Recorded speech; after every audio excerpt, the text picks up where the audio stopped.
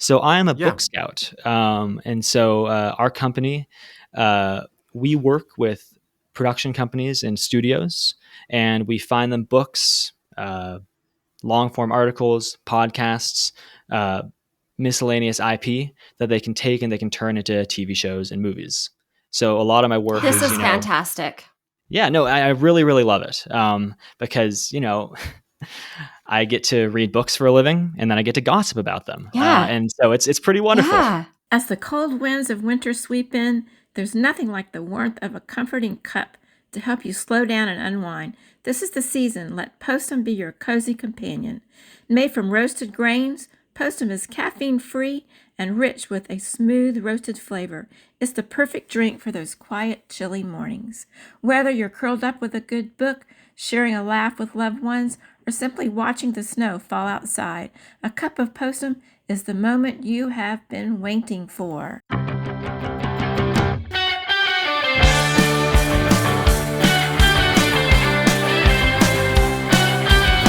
Hello and welcome to This Week in Mormons with Melissa and Matt. You said my name first?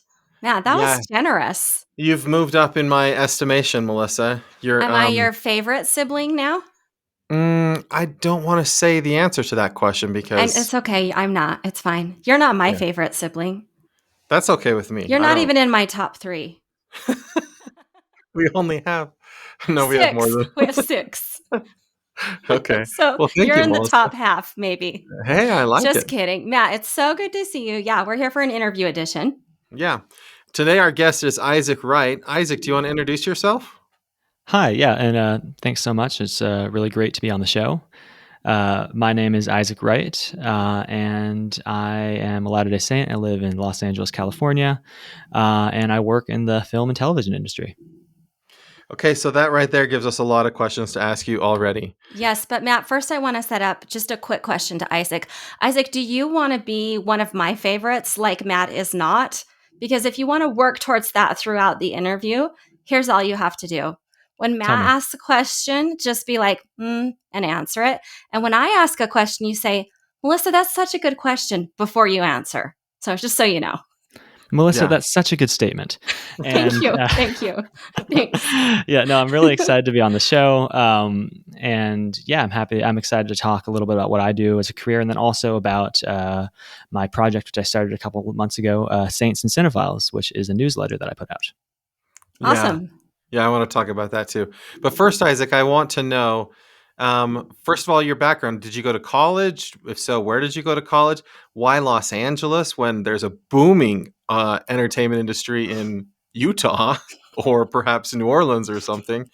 So are you from Los Angeles? Like, how did you get there? Sure, yeah. So I was born and raised in Santa Barbara, California, which is a wonderful place to be from. Yes.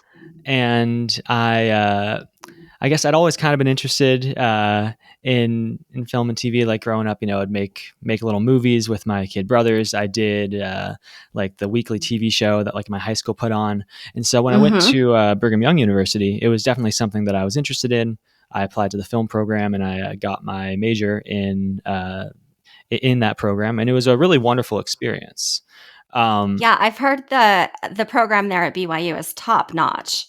It really is. And I think, it kind of flies under the radar, but it shouldn't, because just the access that they have to materials and to equipment and just like the resources that they put into the film program, it's really, really phenomenal. And I think the most important thing that I would take away from the BYU film program is they have such a strong emphasis on film theory. And I think that's something that I've, from talking with other folks, that's something that other film schools don't necessarily emphasize as much. Okay, now I want to back up just a little bit because you said that you grew up, enjoying movies and TV and stuff. Generationally, where are you? Because what I want to know is, was Hannah Montana your favorite show, or where are we generationally? No, Hannah Montana was not my favorite show, though I was aware of it. Okay. But yeah, so I'm kind of on the latter end of millennials. I'm 30 years old. So yeah, Hannah Montana was definitely a thing. Though I would say, what were some of the best movies you enjoyed? TV shows, stuff like that. Yeah. Well, growing up, you have your classics like your Star Wars. But I think really the moment when I was a child that kind of blended my passions of books and film was when I was in elementary school and the Peter Jackson Lord of the Rings movies started coming out. And Okay. all my friends were talking about them, and they're so cool, they're so amazing, and I really wanted to see them. And so I went to my parents, and I was like, "Mom, Dad, we got to go see these movies." And my parents said, "Well, they're PG-13. You're not 13, so you couldn't possibly. We Nice. won't let you watch them unless you read the books first." And Okay. I think they thought this would buy them, a few years at A couple least. years. Yeah. But I went to the school library and I checked out those books and I poured over them as quickly as I could. And so I could see those movies in theaters. And I think that, that among other experiences really just awakened a love of reading books and of literature, and also just kind of the power that it can have, moving from one medium to another when it's done, with care and with tact. Yeah, that's awesome. So Santa Barbara, is that where they filmed the TV show Psych? It is not, though that is where the TV show Psych is set. Oh, that's a great example of Hollywood magic. They'll throw up a shot of, the wharf or the pier, and they'll say, "Oh yeah, this is Santa Barbara," and then it's filmed. I think they actually filmed it in Canada. And it was always funny when watching that show, being from Santa Barbara, because they'd have a scene like, our suspect ran into the warehouse district. There's no warehouse district in Santa Barbara. That doesn't exist. Yeah. So go ahead? Did you grow up a member of the church? I did, yes. Okay. And how was church in Santa Barbara growing up? Oh man, I loved it. Really positive experience. I think we had a really strong youth program, and I was lucky, to have a handful of really good friends growing up, and through high school that I'm still close with today. That were all members of the church, and I think that was obviously a very formative experience for me, and I think that's such an important thing. Were you around the film industry before you went to BYU? Like, because you're not too far from Los Angeles or Hollywood or those. Did you spend any time in that world? I mean, you mentioned what you did in high school with your friends, but did you have any, were you trying to be an extra in shows? Was there any kind of connection to film before you went to college? Not in a real way, It was something to kind of experience from afar. But I kind of always had the bug. Oscar Sunday was always a very important date in our household. It was bigger than the Super Bowl. We didn't even watch the Super Bowl, man. But it was bigger than the Super Bowl because I remember on Oscar Sunday, as soon as church ended, my mom would be like, "We got to go. We got to get home." And then she would just camp in front of the TV because she wanted to watch, the red carpet and all the outfits and stuff. And then we would watch the Oscars as a family. So, it was that definitely is so cool. in the DNA. I love that. Yeah. So then what was it like? Was BYU a culture shock for you in any way?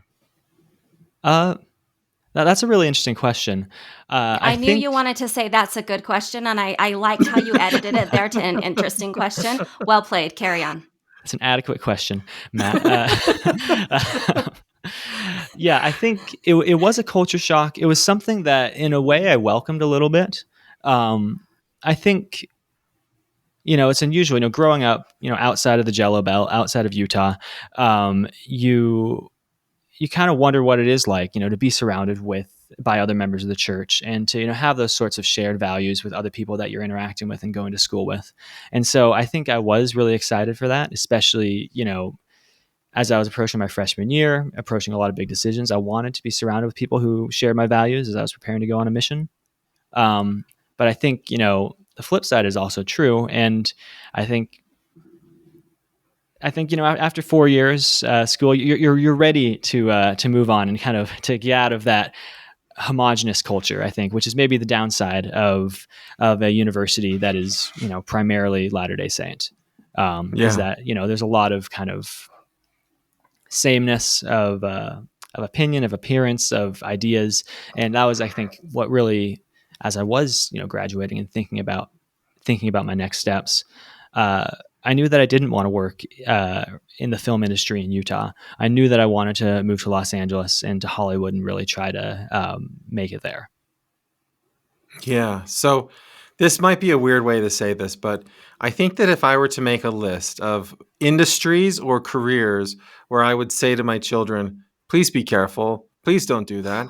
It's fraught with moral hazard, it's fraught with financial hazard. Like the industry of theater and film and movies and Los Angeles and Hollywood and all of that stuff would be high on that list. And right, I have kids that say I want to be a model someday, and I say please don't like pursue that. Like please just choose something like that makes me feel safe, that you're just sitting at a bank or something like that. Like did you have similar sorts of experiences where people said to you, maybe be cautious about that industry, and maybe is this a bad way for me to think about this industry? Yes. Yes, I definitely got that. And I will say that I really strongly disagree with that. I think maybe the film and television industry suffers from a visibility bias, right? I mean, Hmm. because the work is so broadcast, a lot of people are seeing it. It's very visible. But, I would say there's just as many, moral quandaries and perhaps hookups or hiccups if you're working in a bank, right? Like, And there's hookups in a bank all the well, time. sure, you never know. I know. I think any industry, right, is going to be fraught with those things, and I think they're just a little more front and center when you're, in front of a camera. But that was actually something that it's something that I've been thinking about a lot recently. When I was about to graduate, talking to other members of the film program at BYU, and letting them know, yeah, I'm planning on moving to Los Angeles. I had friends come to me and say, like, wow, I could never move to Los Angeles because I would go inactive. And I remember just thinking that that's such a wrong-headed way to think about it. Frankly, if you're worried about location being like the crucial ingredient of your testimony, then you have bigger issues. But I guess, my thought is, we're not called to, sit in a comfortable place where the pews are always full. We're supposed to be a light, right? We're supposed to go out and convert all nations, to not hide our light under a bushel. And so I guess I really have not felt fear or trepidation about going someplace where, maybe the church isn't as strong, or where my testimony might have to be a little more front and center, because I think that's part of our calling as members of the Church of Jesus Christ of Latter-day Saints, is to be an example. Yeah. I want to talk to you a little bit about the church in Southern California and then come back to the film side of things. So last Christmas, every time Christmas, we always go south because I've got to get warm. And so we try to go to church in various places in Southern California when we're there. So this last Christmas, we went to church in Burbank, California, which is right in the middle of like television studios and movie studios and stuff like that. And there's this beautiful, huge church building, and maybe it's the holidays and everybody was away, but I got the sense that like the church used to be way bigger in Burbank than it is now. And I frequently get this sense in Southern California that there are these large chapels that used to be more full of people than they are now. And for various reasons, people are leaving California, or at least members of the church are leaving California, and there's like these really good saints there, but it's not as it once was. Is that an accurate way of thinking about the church in Southern California? Well, first I'll say you went to the Burbank ward, and I must have missed you, because that is my ward, and that's Oh. Are you serious? my church building. Yes. That's like the most beautiful church building. It's up in the canyon, right? And Yes, there's it like, is right off Sunset yeah. Canyon, and Oh, man. it used to be a country club. Oh, Before really? before it was retrofitted and became a church. And man, there's a lot of great stories about it, because if you go way back in Burbank history, it's like to the days of Prohibition, they smuggled booze through it. This is back when it was a country club. So I'm assuming they blessed it really hard, really consecrated all that iniquity out of the off the grounds. But to your point, yes, I think it's really accurate to say that the church is smaller and has some struggles in California. I remember looking at some data kind of following the pandemic years, and I think California was maybe the only state that did not see an increase in membership during that period, and in fact saw a decrease. And there's a variety of factors, right? I think primarily, at least in Los Angeles County, there's economic factors. It's really hard to Right. visit family here. Financial. Prices It's are really so high. expensive. Yeah. Um, And I think that does pass the burden on to the members who are here. There aren't tons of converts coming in. There aren't tons and tons of active families. I think it's really hard when there's small primaries and small youth programs. But there are really, really good Latter-day Saints who step up and they serve. And I think one of the things about serving in, sure, shall we call it the mission field, is you have to step up, right? There's no sort of sitting on the sidelines, and your faith is going to be put to the test. You are going to have to make decisions about, where does the church and where does God and where does Jesus Christ, where are they in my life, and how important are they going to be? Because, it's a struggle. Like, if you are here, if you're active, you'll be called to serve. And I think that can be a burden and a blessing. Mm-hmm. But at the same time, the members of the church there were like family. And now I think some of it was they were literally family, because I think there was a homecoming or something the day that I was there. But I was like, I remember sitting in the pews, and like members of the ward were like hugging each other, like really, really happy to see each other and like know each other really well. Like there was a sense of community in the ward there that I don't necessarily feel in my ward in Rexburg. Yeah, no, again, that's an interesting point. I will even say it was a good point. Okay. All right. It's fine. Yeah, Melissa, you're constraining him. um, one of the things that I love about the ward that I'm in, the stake that I'm in, is just the closeness between the members. And I do think it is, to some degree, when you have a ward that's, maybe 100 people in the pews on a good day, you do get closer to each other. And you do, when sister so-and-so is going through a hard time, the ward knows. When that brother is struggling, people are aware. When that guy is, working night shifts for a week straight or for months on end so he can raise money for his mission, like the ward is aware and the ward steps up, and it really is a family. And one of the things that I believe with all my heart is that salvation, exaltation, it's a group experience, it's a family undertaking that we undergo as a church, and we're responsible to one another. And I think that first line is in our wards and our stakes. Yeah. So go ahead, Melissa. Well, where did you meet your wife? I met her here in Los Angeles. Is she a California girl too? Okay. Yeah. Okay. So did she have a similar kind of upbringing? Does she like California in the same ways you do? Yeah. So I'll give the backstory real fast, and thank you for asking that. Yeah, do it. Yeah. Because she is Good job. So important to me. Great question. Yeah. So my wife Savannah, she's from Orange County. She grew up in Laguna Niguel. And something I'll say actually about the church in Orange County is it's really not having the same sort of membership problems that I think a lot of other parts of California are having. In fact, the church seems to be growing astronomically there. Every time I visit my in-laws' ward, it seems like their boundaries have shifted and they've birthed a new stake or a new ward or something. So it's so there's definitely a little like Zion by the sea going on over in the Laguna area, I'll say.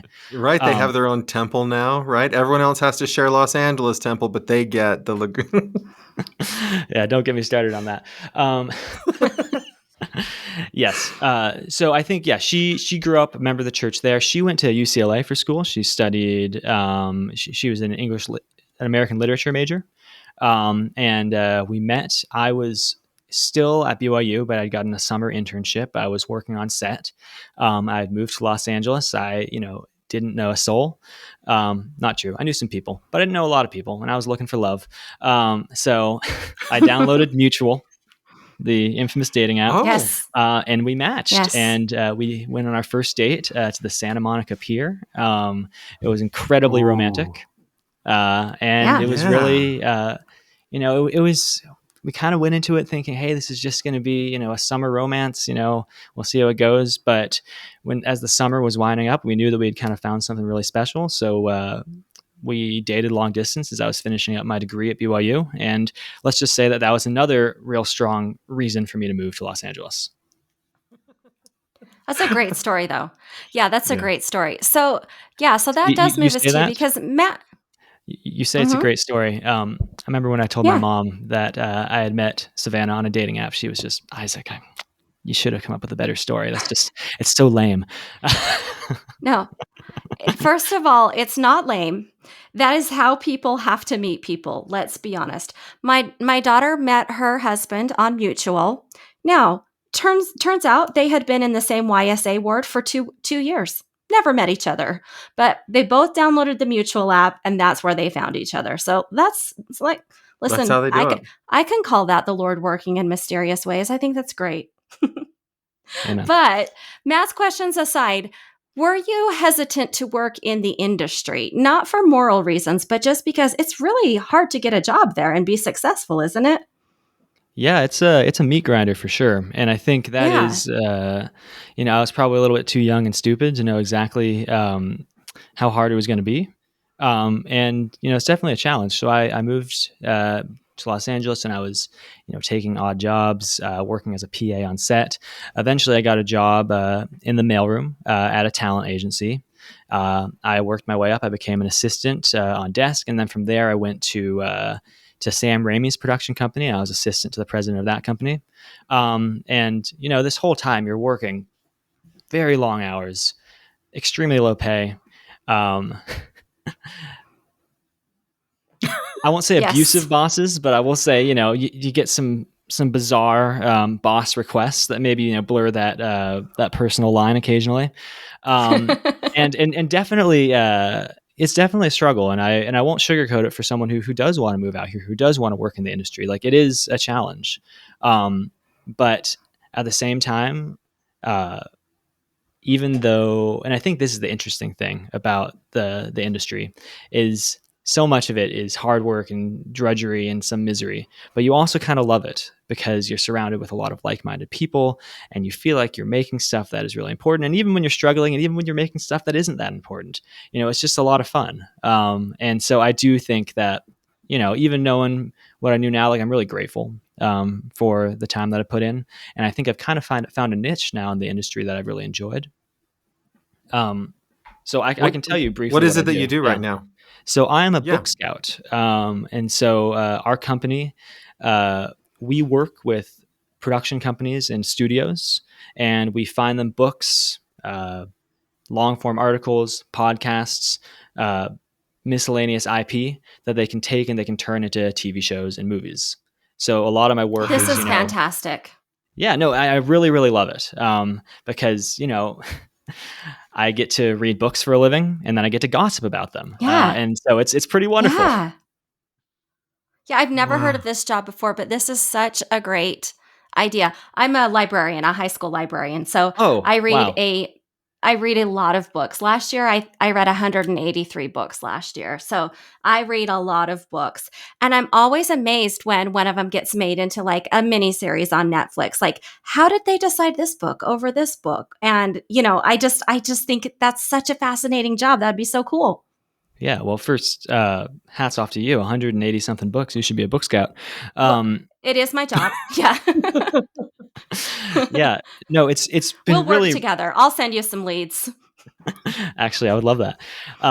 It's Okay. really, really an interesting career because you do get to see kind of that process of how things get made, and we'll have companies come to us with kind of specific mandates. They'll say, "Hey, we're looking for a female set thriller."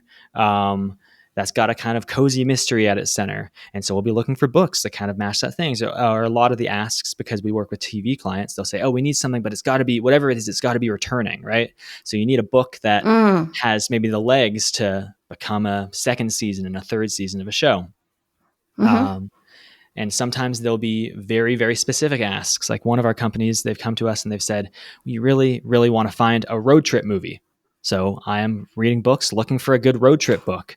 Or someone else is like, we Wow. want something in the vein of pickleball. So if you find a good pickleball book that actually has a plot and some good characters, let me know. Um, but it's very interesting Wow. because we get to have all these kind of uh, different mandates, different ideas of what people are trying to make. And then we get to go out and try to find things and pitch them. And then we work with the literary agents, with the publishers. We bring them together with the production companies and the development executives over there. And, hopefully they can make some magic happen. That's cool. So I have a number of people I know that say I would love so much to work in the film industry, television industry in Hollywood. And I say to them, you just have to go there. You have to just start someplace and just kind of put in the time, and eventually you'll figure out your niche and it'll kind of work out for you. I tell people this, having no experience with this myself. So I'm asking you, since you're in this industry, is that good advice that I give people? Does it really work? Like, you just go in and put in the time, and eventually you'll find a way to like make it work? The short answer is yes. The long answer is maybe. Yes, kind of. Uh, I'll elaborate. Yeah, I think, like I mentioned, like the film and TV industry, it's a hard place. It's, tons of people move here every year, right?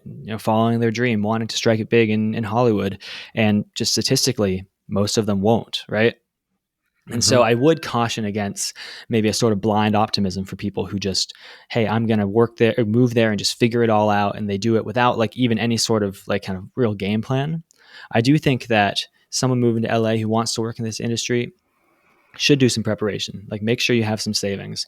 Try to have something lined up. If it's a job in the industry, great. Even if it's not, just like try to have something so there's some way to sustain yourself. But it's definitely not something that you can just kind of, the only way you're going to get into it is by coming out here. And I really think that there's something to be said for that boots in the ground and that struggle, and working a couple of jobs that don't work out, but you're making connections and you're networking with people, and then somehow things click and you just kind of find yourself in something that you really like. And that's what happened to me That's anyway. good. Yeah. Those connections, did many of those for you come from your fellow classmates at BYU? Or are a lot of people headed out to LA from BYU? Are you guys all kind of connected? Is there a secret Mormon mafia in the film industry? That is a great question. Thank you. I thought so. The answer is no, not really, but I would love to change that. I think, I could maybe point to, I could count on one hand maybe the number of my classmates, from my year who graduated from the film program and came out to work in Los Angeles in the industry. And I think that's a crying shame. I really do think that we need more faithful and active members of the church working here in Los Angeles, working in the industry, working on these projects. That being said, I've met so many wonderful people, members of the church, active and inactive, who are working in this industry and have been so inspired by them. And yes, they have helped me. Like my very first internship, that was through a connection that I made through an alumni of the film program. Many of my jobs have been through connections or just networking opportunities and things. So I do think you cannot. I can't speak highly enough of like the importance of having a network and trying to reach out to people. But in terms of whether there's something formal there, there really isn't. I think over the past few years, there have been attempts to kind of have an organization, to have meetings. Those have sort of withered on the vine. And I don't really know if there's anything super viable that exists right now in terms of a pipeline connecting, say, BYU students to the television industry here in LA. So, in political science, a lot of times people will they'll be upset that they're like, politics is such a dirty business. We need more honest and good people in politics. But at the same time, a lot of members of the church don't want to they don't want to move to DC. They don't want to become a part of that because it feels like sort of dirty and all that sort of stuff. But I tell them, like, there are very good, faithful members of the church working in Washington, DC, trying hard to make this country a better place in their own particular way. And in terms of film, we've interviewed some people that are in the LDS film world, and they've made it clear to me that there's not a lot of money making LDS movies, like strictly LDS movies. Like, you have to work in the film industry in order for them to fund their passion projects that end up being like LDS themed movies that we see in the theaters. And I wonder if, especially speaking to your newsletter that you have, like, what kind of a need is there in Hollywood for good, faithful members of the church to just go be a part of that world, like what kind of a difference could they make if they were working in that field and not just saying things like, well, I just want to work, in LDS films, or I just want to work in faith-based things or faith promoting things. Like, why is there a need for members of the church to be a part of Hollywood? I'll tell you, Matt, I think that there's a tremendous need for members of the faith to come out to Hollywood and to work. I think I think representation really does matter, and the types of stories that get told are going to be determined by the types of people who tell them. And if you look at even just the past year, 2024, of Mormon representation in media, it hasn't been great for us. We run the gamut of Secret Lives of Mormon Wives to American Primeval, and these are examples. You look back, you've got things like Under the Banner of Heaven, right? I think when we cede that agency, right, when we stay away from this industry because we're worried it might sully us or something, we're allowing other people to tell our stories, and they're probably not going to tell them in a way that's always as fair and balanced and unbiased as we might want. To that point, that was why I really wanted to start this newsletter, Saints and Cinephiles. I kind of saw the problems facing the industry as twofold. On the first, it's kind of what I just mentioned, right? I don't think that there's a lot of great Mormon stories being told by mainstream Hollywood. But on the other hand, I think there's a self-defeating problem within the LDS community. And I think there's a lot of people who kind of look at it and say, oh, Hollywood's not for us, going to shun that evil. I'm just going to stay and work in the faith-based film industry. And there's nothing wrong with those films. And those films are inspiring and those films are great. And I'm glad that they're making them. But we're not going to see that kind of change unless we have LDS people coming out here and really pushing to tell those stories. So my newsletter was kind of an effort to bridge that gap. And what I do is I just sit down with members of the church who work in the film and television industry, and I just talk to them about their careers, right? And so I've had the opportunity to interview actors and producers and costumers. I actually just had an interview earlier this morning with a stunt performer that was just fascinating, right? And it's just so cool to learn about these careers, learn about these jobs that you might not even know existed, right? And hear the way that people they bring their faith to these jobs, the struggles they've had, the balance that they've kind of had to find. I think that's really, really inspiring. And my hope for this is that people read this and they do kind of, it breaks down those taboos about, oh, maybe I don't think this industry could be for me. Because I really do think that if we bring more members of the church into this industry, that we're going to be telling stories that we're more proud of. And I would love to see that happen. So where could people find your newsletter? It is a Substack. It is called Saints and Cinephiles, and you can find it just on the Substack website. And I'm happy to send you a link if you want to put it in your show notes or something. Yeah, we'll definitely do that. Yeah. I've had some really wonderful opportunities to interview some fantastic people. Just a couple of weeks ago, I was able to sit down with John Heater, who we of course know as Napoleon Dynamite. And man, what an incredible guy, right? Just so humble and down to earth and really clear-eyed about kind of the way that his fame came to him, which is, this fluke indie movie that he and his buddy shot in Idaho. Preston. Yeah, Preston, Idaho. And then blew up at Sundance Film Festival, right? Like, frankly, that may be the most important Mormon movie ever made. And it's certainly, not everyone that I'm interviewing is of the same, say, stature or visibility as someone like John. But I think it's really inspiring to talk to people who run the gamut. People who are just starting out, maybe are assistants or coordinators, or who have been working for years, or more senior. I think it's really just great to tell those stories and to hear those perspectives. Yeah, I like the way you framed this because, I think whenever we talk about these stories about the Mormon shows on network TV or really anywhere, we have one side, which is, the church came out with a statement like, avoid these shows or be careful. These shows don't represent us. Or even with American Primeval, I think they said like these shows could even incite violence. And on the other opposite end of that is, the claim that, well, any sort of portrayal is a good portrayal because anything that gets us attention and gets us noticed is is kind of a good thing. And I think we've kind of swung back and forth between those two opinions as we've covered these different stories throughout the year. But nothing in there has been the way that you are framing it within your Substack, which I think is really, really very cool, which is that if we want to control the narrative, we have to be the people who are making decisions, right? Yeah. Yeah. And I think, obviously I've vacillated between those 2 points as well, right? I think Yeah. anytime the church is coming up in media and people are hearing or thinking about us, like, sure, I think that is good, right? It might strike some Mm-hmm. curiosity, but, not all portrayals are created equal. And I do think that we should be trying to, define our own story rather than letting it being defined for us.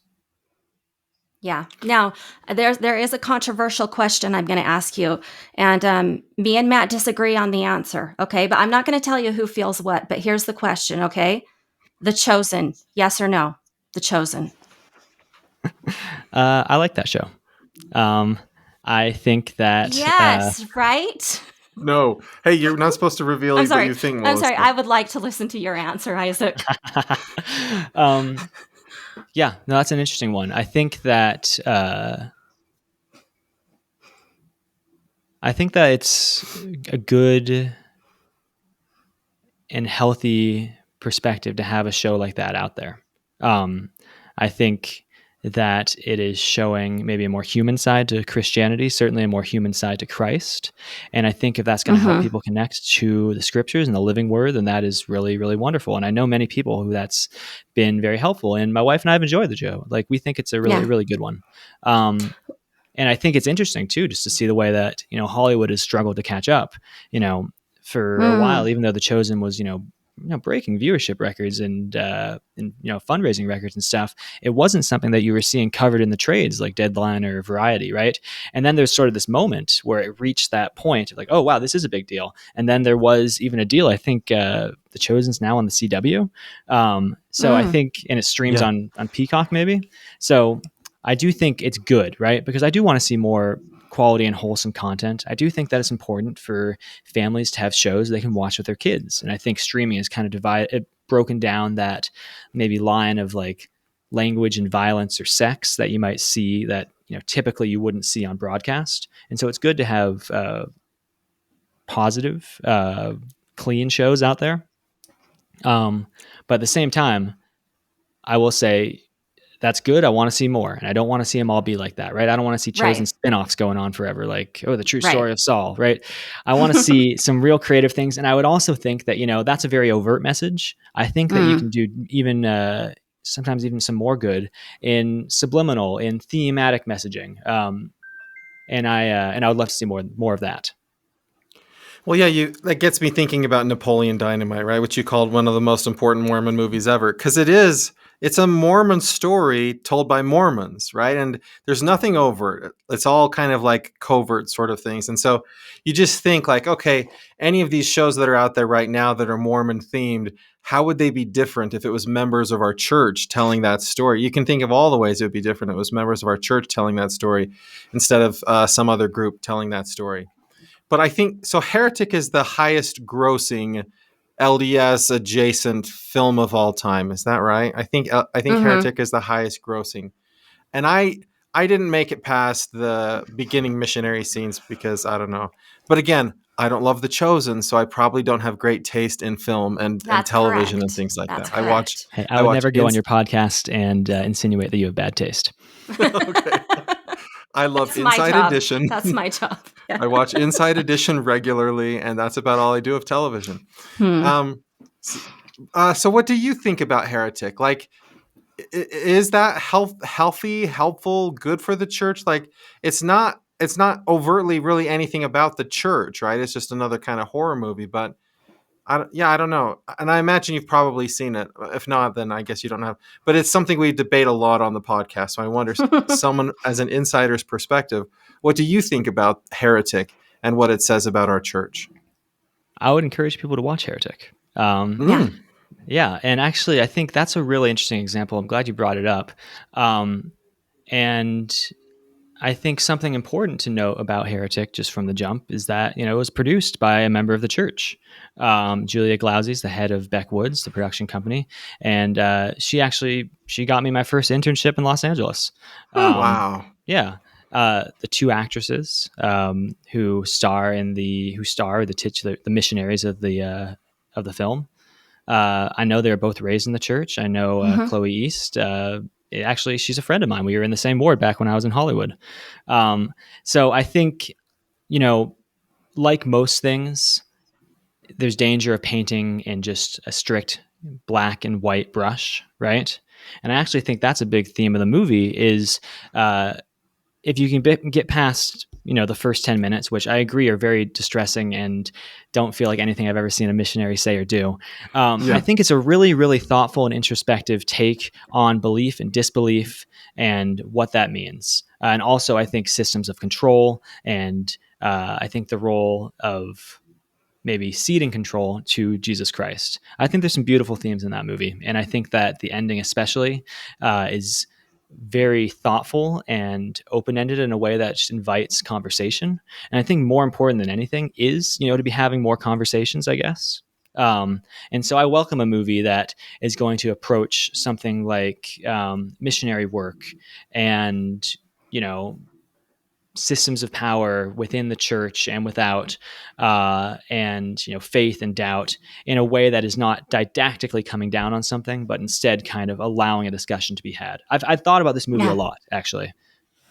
Is it the kind of movie, if you were a producer, the kind of movie you would want to make? Is like this year? Is it when you say, okay, these are the kinds of things I wish we were doing?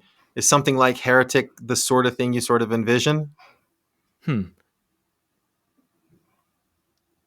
Sure. I mean, I wouldn't say I would make Heretic. There are some aspects of it that I probably wouldn't have put in the film, but again, that's the director's choice. But on the whole, I think I would prefer a movie that really examines those sorts of themes and is really getting at the nitty gritty and maybe is not as clear cut as opposed to something that maybe is a little more like overt with its signposting. Yeah, I agree. Matt, you need to finish the movie. I watched it just recently because I was a little bit wary because I don't really love horror. I agree. It was a fantastic movie. I thought, like you said, it had a lot of I don't know, just a lot of really thoughtful parts to it. I thought it represented Mormons extraordinarily well. And if you can get a movie with Hugh Grant in it, I mean, that's why it's so well watched, right? Like that's why it's the highest grossing movie with a Mormon slash type theme. But I will say, I think think they let Hugh Grant talk too much. I would prefer a it little was a less lot of Hugh Grant talking. That's true. That's true. Maybe that's how But you get him in the show. yeah. Yeah. But Matt, I do think you need to finish it. I think you do. 7 minutes is not enough time to judge It's a not. movie. Yeah. In fact, I mean, I actually probably had the exact same opinion as you did, probably for the first 15 minutes or so. I think the beginning is really sort of strange and maybe trying to be a little edgy or boundary pushing. But I think that once it kind of, essentially, once the two sister missionaries are trapped in the house and there's this showdown, this cat and mouse between the Hugh Grant character and the two sisters, I think that's when the movie really, really starts getting interesting and thought-provoking. And good. Yeah, I just started thinking about that because earlier you were talking about black and white, right? And it seems like our perception of Hollywood is you're either going to have an entertaining Mormon themed movie or you're going to have a T.C. Christensen super inspiring, make you want to cry Mormon themed movie. And I think that there's space in between there that, like, for me, the richness of our culture and our faith is the diversity of perspectives and the diversity of views, that we all go to the same church, but nobody sees anything exactly the same as anybody else. And so, like, to me, having entertainment that kind of like grabs all that and puts it together, I think there's real opportunity for that kind of stuff. Yeah, no, I agree. I think, the field's white already to harvest, right? And we just need to kind of have the courage to make those movies, to write those scripts. And I know plenty of filmmakers, plenty of screenwriters who are writing these things, right? There is a struggle to get these sorts of things made, and I'm not going to deny that. I think Hollywood has certain biases and certainly has blind spots. But, we don't, maybe it's just me being stubborn. I don't think we should give up in the face of that. I think we should try harder. Yeah. I think well, in a little bit, that's what The Chosen shows us, right? Is that The Chosen shows us that even Hollywood wouldn't have made The Chosen, right? But the success of The Chosen forced Hollywood to jump on board. And I think that there so I agree. Like I can't imagine how difficult it would be to do something like that. But it's possible, right? It's possible to do that sort of stuff and then make Hollywood jump on board because of the success of the product. Yeah, I really, really agree with that.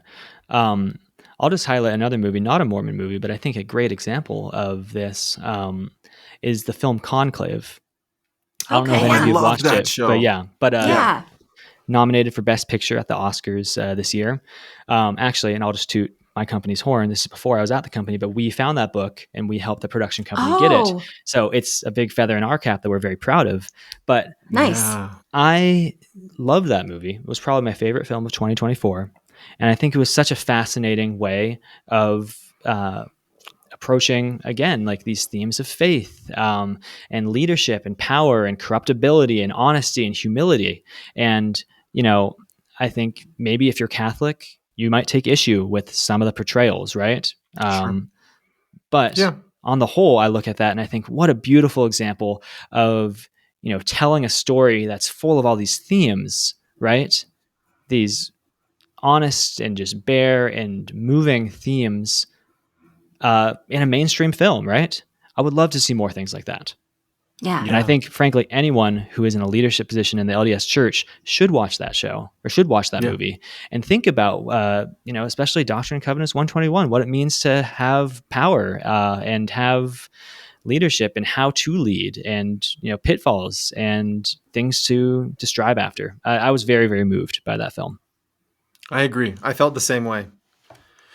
Isaac, it has been such a pleasure to get to know you. Thanks so much for joining us. I have at BYU Idaho, I have a number of students that I talk to about careers and things like that. I'm definitely going to point them to your newsletter. I think so many people want to pursue that or consider pursuing that. And your newsletter could be so good at kind of helping them see the diversity of opportunities there are in the film industry and things that they can do for career. So I think it's great. Thanks so much for what you're doing, Isaac. Yeah, no, thank you, Matt. Thank you, Melissa. This has been a really wonderful time. I really enjoyed speaking with you. And yeah, thanks very much. All right. Thanks, Isaac and listener. We'll talk to you again next week.